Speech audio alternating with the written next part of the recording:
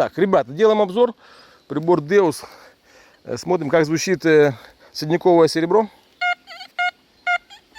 Орты, кошель ортов.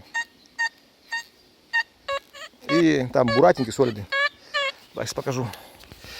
Покажу дисплей. Так, понеслась. Буратинки, солиды.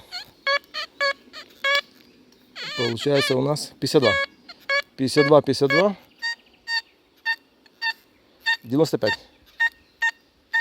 И запонки 73. Меняем частоту. Поставим сейчас частоту не 25 кГц, а поставим меньше. 11 поставим. 11. 72. 95. Ярик, что у тебя там? 56.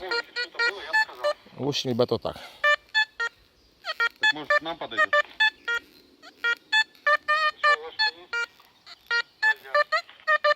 Да, просто стоим, пиздим время тратим. Просто миф развеян о том, что стопочка ортов будет звенеть как фольга. Звенит, ребята, очень хорошо. Без проблем.